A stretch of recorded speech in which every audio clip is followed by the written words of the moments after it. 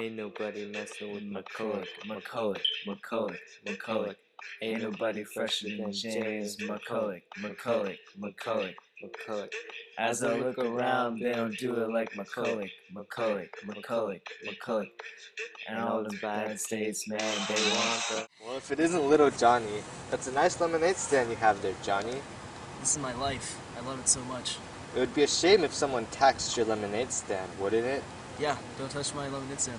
Well, that's what happened to many people with Maryland, including a man named James McCulloch.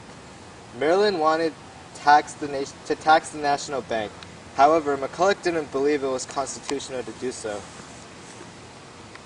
You lost me. I got you, Holmes. Let me break it down. One of the main issues regarding this court case was the argument over implied powers. What are implied powers? Let these fine little boys explain to you. The Bill of Rights included the first 10 amendments to the Constitution. The 10th Amendment was intended to give rights not reserved to the federal government to the states. I, President of the United States, welcome the citizens to this convention. Are there any issues? Mr. President, there is one issue we must address. That is the issue of states' rights and implied powers.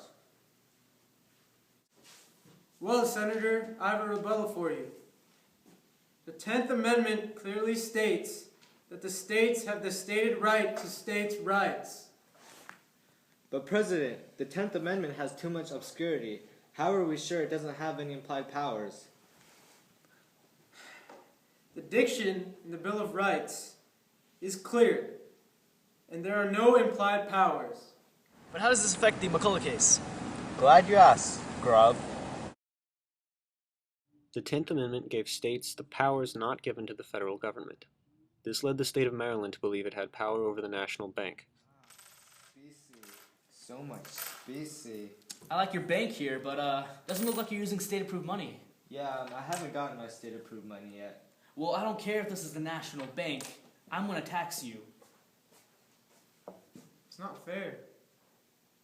Who gave you the power to do that? I'm the state of Maryland. I have my implied powers and states' rights. I will tax you. Well, that's unconstitutional. We'll take this to the court. Later in the courthouse, the debate began between James McCulloch and Maryland's representation over the power of the states regarding implied powers in the Constitution. In the end, John Marshall ruled in favor of McCulloch. The court ruled that the states do not have the right to override federal law.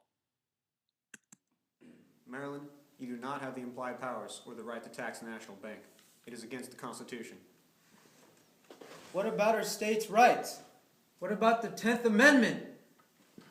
I told you there's no such thing as implied powers. Unless it's written in the Constitution, you don't have this power. This is absurd. We should have the power.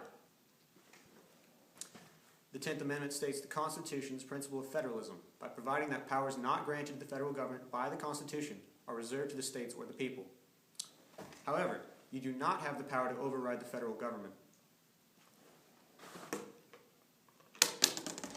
Despite the many problems with the bank and other problems, the underlying issue was actually states' rights. The 10th Amendment specifically gave states the power over federal branches and over civilians. The problem was the implied powers.